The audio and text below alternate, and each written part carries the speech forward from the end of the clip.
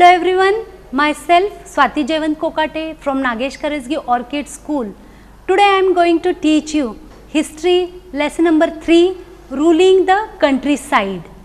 Okay, students, ruling the countryside means countryside we can say villages. Okay, how these Britishers they came only for trade purpose, but how they came and they started ruling our country. Okay, how they adopted the policy or they divide and rule policy. How we are going to study in detail in this lesson. So we are going to study the company becomes the Diwan, that is East India Company. They came with the East India Company and they had come only for trade purpose.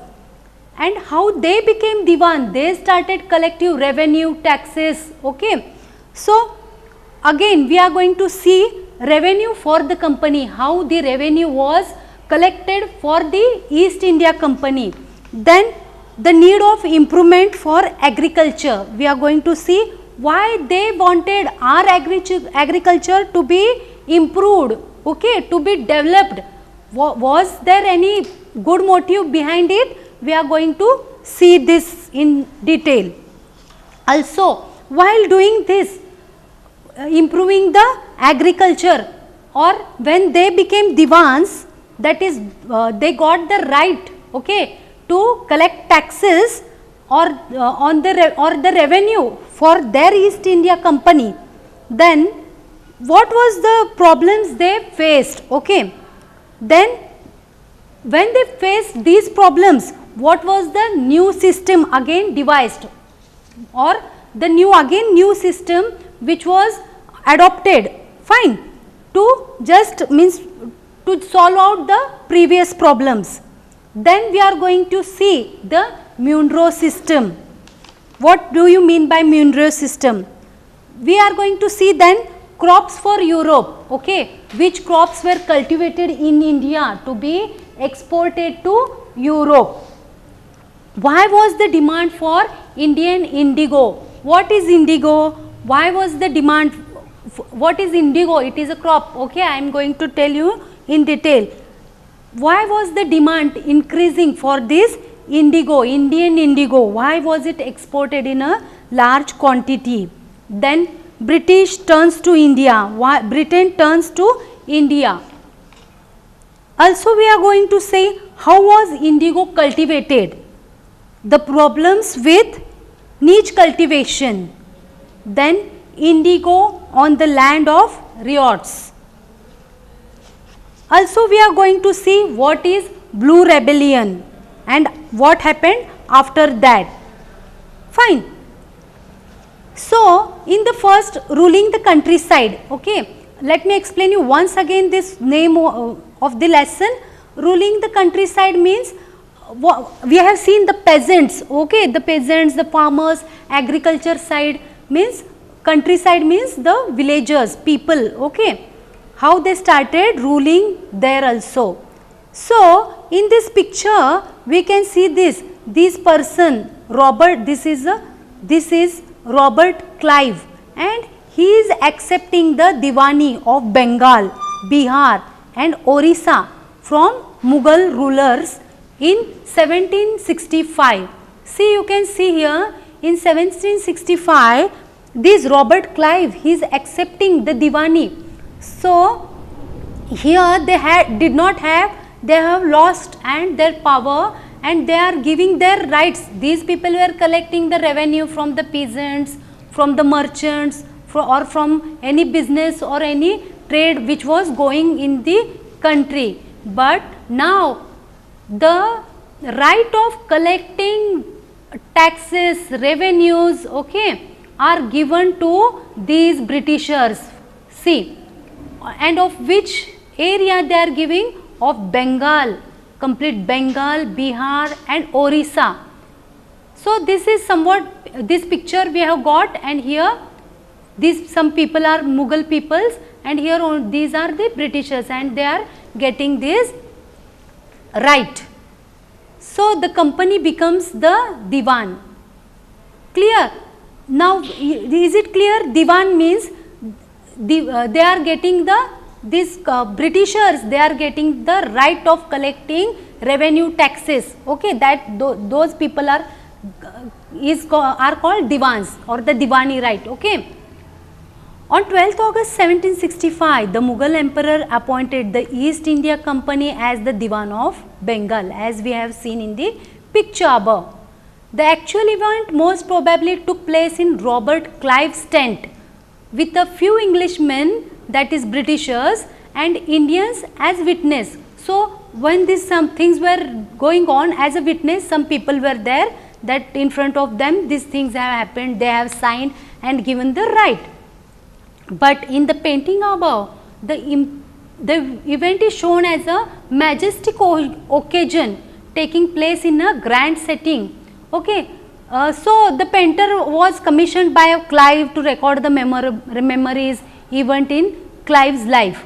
The grant of Diwani, actually this was not a very majestic occasion for us, for Indian people, because the Mughals, they were losing their powers and they were giving their powers, whatever they had, in the hands of East or in the hands of the company, that is Britishers. But this picture is drawn by or this painting was made by Robert Clive to witness or for his things, that as a memory, as a record, as for the events in the Clive's life. So, the grant of Diwani clearly was one such event in British imagination. As Diwan, the company became the chief financial administrator of the territory under its control. So, what is Diwan? The company or these people have become the chief financial administrator. All the administration, all the powers of finance have gone in the hands of the territory or of the territory under their control. Now, nothing was in the hands of these Mughals.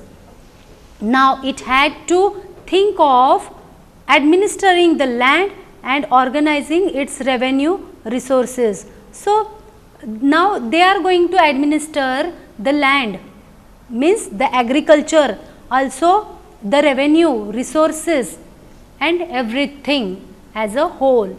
This had to be done in a way that could yield enough revenue to meet the growing expenses of the company.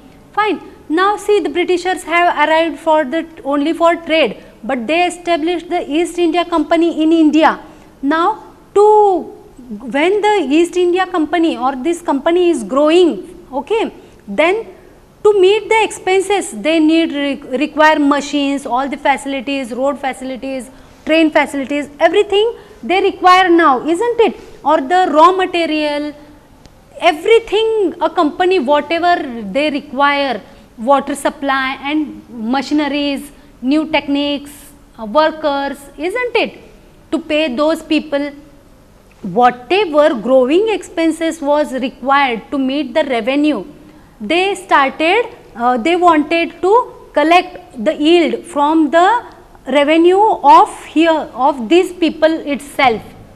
A trading company had also to ensure that it could buy the products it needed as well and sell what it wanted. So, this trading company was to make sure that it could buy the products whatever were needed, and also it could sell whatever it wanted. So, there was no compulsion or no what we can say power of anyone on these things. They were their masters of their own. Okay. Over the years, the company also learned that it had to move with some cautions, because being an aligned power, it needed, align means underline and write down the meanings, children, foreign. Okay. See, now these white people means we can say these foreigners, they had come from other country and they knew that we are the foreigners here. These people of India, okay, they or the Mughals, they will not accept us very means from their heart, isn't it? Whatever was going on, by just hook or crook it was going on, means it was not as per the will and wish of those people. So they were knowing that they should move with some cautions, that is they should have some precautions, because they were from the foreign countries, and it needed to pacify those who in the past had ruled the countryside, had and enjoyed authority and prestige. So it was clear to them that these people of the country will not accept us. So what was the thing, that they should have some contacts, or they should have some good relations with the people who were the past, means those who had ruled the countryside. They should have some good relations, and those who were also having the authority and prestige, they should move with these people. So they should show that we are very friendly with you and get whatever they wanted. Those who had held the local power had to be controlled, but they could not be entirely eliminated. So here see how selfish these people were, that they were knowing that these people will not accept us, and as local power who were going to control them, they could not be entirely eliminated, and means only their power or their company, only their people will work, it will not happen. So they could not eliminate those all peoples who were having authority, prestige. Okay. How was this to be done now? So there was a question in front of them, that how these things will be done. In this chapter we will see how the company came to colonize the countryside, organize revenue resources, redefine the rights of people, and produce the crop it wanted. So whole in this lesson, in this chapter, we will see that how this company came to colonize the countryside, means how it came and came to the countryside, how it collected the revenue or organized revenue resources. Why these revenue resources? Is it for the Indian people or the, no, it is for the company, fine. Also redefine the rights of people and produce the crop it wanted. Now this company, it wanted some raw material, isn't it? So the produce or the crop, whatever was, and how it should be cultivated in the lands of India itself. All these things we are going to see in this lesson, children. Now revenue for the company. One more subtopic we are going to see in this topic, revenue for the company. The company had become the diwan now, but it still saw itself primarily as a trader. It wanted a large revenue income, but was unwilling to set up any regular system of assessment and collection. So see, the company had become diwan. The rights, as we have seen in the picture, were given in the hands of the Britishers. But then too, what was their primary aim? Their primary aim was to trade and to earn more and more profit. It wanted a large revenue income, but was unwilling to set up any regular system as assessment and collection. See here, I want to explain you that they had come to only to trade. What they wanted?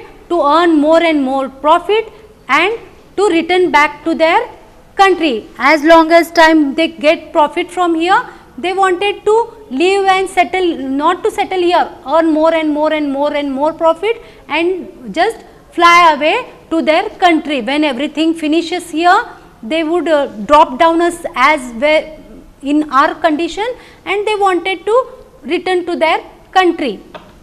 So that's why they were not willing to set up any regular system of assessment and collection. Only temporary things they were making for revenue collection and all. Okay. The effort was to increase the revenue as much as it could and buy fine cotton, silk cloth as cheaply as possible. So, as I told you that their aim was not to settle here for the whole life, only they wanted to earn profit as much as, and they wanted to just run away from here. But and also the effort was to increase the revenue on the people, okay, and buy fine cotton, that is raw material for the cloth, also silk cloth, and they used to buy at a very cheap rate, means the farmer, he was destroyed here completely because he was taking efforts to just grow this cotton, silk, whatever raw material, whatever goods he had to produce, he was not getting the benefit or he was not getting any profit for this, as the people or as this company used to buy it at a very cheap rate. Within 5 years, the value of goods bought by the company in Bengal doubled. See, why this happened? Within 5 years, as they used to collect the raw material at a very cheap rate, the final good what they produced yield a, means they made a more profit, okay. Before 1865, the company had purchased goods in India, okay, by importing gold and silver from Britain. So, before 1865, the company had purchased goods in India and they had imported gold and silver from Britain. Now, the revenue collected in Bengal could finance the purchase of goods for exports. Previously, they had brought gold and silver from Britain, fine. So, obviously, there was some of the money which came from other country to our country, but now the revenue was enough from Bengal which could finance the purchase of goods for their export. So, see here how these things have changed. So, who is the final destroyer or who has to suffer a lot here? It is a farmer. Soon it was clear that the Bengal economy was facing a deep crisis.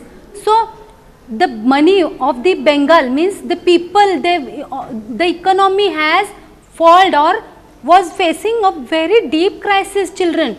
Artisans were deserting villages since they were being forced to sell their goods to the company at a very low price. Not only peasants but artisans, okay, those who were earning their bread and butter from these artisans' works, they were also deserting villages, means they were leaving the villages and collectively together and going from one place to another in search of food. They were stopping their work because they did not get any profit. Then why should they work, isn't it? Even to buy their raw material, whatever artisans required, their colors or their threads or any requirements, they were not having money to buy that also. So, the Bengal's economy was facing a deep crisis, and since they were being forced to sell, when they were even, what was the basic cost, okay, primary cost of that product, even less than that the company used to give them, and forcefully it was taking the goods, whatever, or the artisan work or whatever the things, artisan work, things were there, they were taking from the these Bengal people, fine. So, they were deserting villages. Deserting villages means they were leaving the villages and going to other place in search of food. Peasants were unable to pay the dues that were being demanded from them, means the company was asking to pay the dues, whatever the revenue taxes were there, but the peasants were not having that money also, or the goods which were produced, that also, because we have seen the economy has gone or they had to face very deep crisis. Then we have seen that artisanal production was also declining, isn't it? They were going, they have left their work because they cannot produce, they were not getting any whatever material required also they were unable to buy, and agricultural cultivation showed signs of collapse. Why should they produce children, these peasants, even they were not getting money or whatever yield of production these agricultural farmers were getting, whatever they were producing, this forcefully this company was going and taking it, isn't it? So, agriculture cultivation showed sign of collapse. Collapse means the economy has collapsed here. Then in 1770, a terrible famine killed 10 million people in Bengal. See here, there was even food was not available for these people, but the company was only just, we can say only the company wanted profit and profit. Then what happened in a famine, what we call famine means dushkal, means they did not get even food to eat. In 1770, that is 1770, there was terrible famine, and in that more than 10 million people were killed in Bengal because they were not getting even food to eat. That is about 1/3 of the population was wiped away. See here, means even like if the people will not be there, who will produce for the company? This was the big question in mind of the Britishers. So, in this famine, see 10 millions, not less, means so many people were killed in Bengal, and that is about 1/3 of the population was wiped out. This is a picture, figure, a weekly market in Murshidabad in Bengal. Peasants and artisans from rural areas regularly came to these weekly markets to sell their goods and buy whatever they needed. These markets were badly affected during times of economic crisis. See, when we go and buy the things when we have money, but we have to see in this picture that, see the markets, there are very less people to buy anything because people were facing economic crisis, deep crisis, and they were not having enough food to eat. What they will go and buy in the markets? Weekly market means nowadays we have children big shopping malls and all, where these markets we can buy, go and buy anytime. But these weekly markets means what? One day was kept in a week where all the sellers, all the whatever the goods they had, they used to come to a place, they used to gather and they used to sell these goods the whole day. And those who were in need, means those people who wanted to go and buy, they can buy on that particular day, that is only 1 week in a day, and we have seen that so many less people were there. Now, we have seen that in the above picture that 1/3 of the population of Bengal was wiped away. So many millions of people, 10 millions of people were killed. But the need, why was the need of improvement of agriculture then? Okay, is it for the people?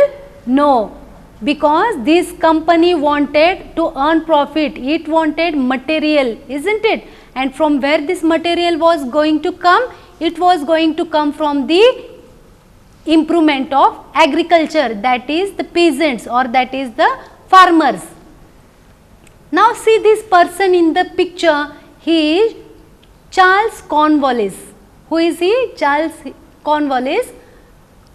He was a Governor General of India when the permanent settlement was introduced. So, this is the person who introduced permanent settlement. First, we have seen that in the revenue for the company, why these people, they did not want permanent settlement, because they did not want to settle here, they wanted only profit. So, what they did, they only introduced some of the things just to collect revenue like this. So, it was not on the administration was not settled, or it was not on the complete basis, just for temporary basis they had made. But what things we have seen, that economy fell down, there was terrible things going on. Millions of people were killed, or because of hunger, because of famine, isn't it? 1/3 population was wiped away, and now they were worried that if the people of this Bengal were killed, then what about our production? How the company which we have set up by spending spending so much of money, by putting so much of what we can say, investing so much of amount there, the company may not run in profit. So now this person, this Charles Cornwallis, he felt that there is a necessity that this for permanent settlements, and he introduced it here. You will understand now what is permanent settlement also. Means permanent settlement means to think over something, that there should be permanent revenue collections, and all the terms and conditions should be given, or they should be seen that this again whatever the problems were faced in Bengal should not be faced again. So the need to improve agriculture. See, if the economy was in ruins, could the company be certain of its revenue income? Most company officials began to feel that investment in land had to be encouraged and agriculture had to be improved. So if the company was not in means if it does not had any problem, then what was it will have some that is revenue income, isn't it? That from where this revenue will come. So they thought that the investment in land had to be encouraged. Land means whatever agriculture produce, okay, we should give the farmers or the peasants good things, or we should give them loan facilities. Also we should give them good quality of seeds, and what will be the result? Or water supply, isn't it? So what will be the things? The peasants will grow more produce of their agriculture, and these company will get whatever things, raw material as a whole there. So how was this to be done? After 2 decades of debates on the question, the company finally introduced the permanent settlement in 1793. So 2 decades means see, they have come to the other country, that is they have travelled, and now there is a debate, means question that how the permanent settlement should be. After spending 20 years, by the terms of settlements, the Rajas and Talukdars were recognized as Zamindars. They were asked to collect rent from the peasants and pay revenue to the company. The amount to be paid was fixed permanently, that is, it should not increase even in the future. It was felt that companies coffers, and at the same time this encouraged the zamindars to invest in improving the land. Since the revenue demand of the state would not be increased, the zamindars would benefit from increased production of the land. So after spending 20 years, okay, after a debate of 20 years, the company finalized that they should introduce a permanent settlement in 1793. And by the terms, what were the terms and conditions that these rajas, these zamindars, okay, they or the talukedars, they should be given the rights to collect the revenues from the peasants, from the artisans, and whom should they give? They should give to the company, okay. So the amount to be increased, and what was the thing? A fixed amount was should be given, and it should not be increased in the future. So it was felt that the company's coffers at the same time encouraged the zamindars to invest in the improvement of the land. Since the revenue demand of the state could not be increased, the zamindars would benefit from increased production from the land. So, they thought that they will not increase the revenue and all. So, it was a fixed, or we can say the permanent settlement we have understood here, and to whom they have given the rights to collect off some area to the talukadars and the rajas, and they have to collect these taxes or these revenues and give it to the company. So, now these things has happened. In the next lecture we are going to see what were the problems again faced due to this permanent settlement or permanent what was settlement introduced by Charles Cornwallis. So, let us see that what things happen in the next lecture. Whatever is taught, children, just go through it once again. Thank you.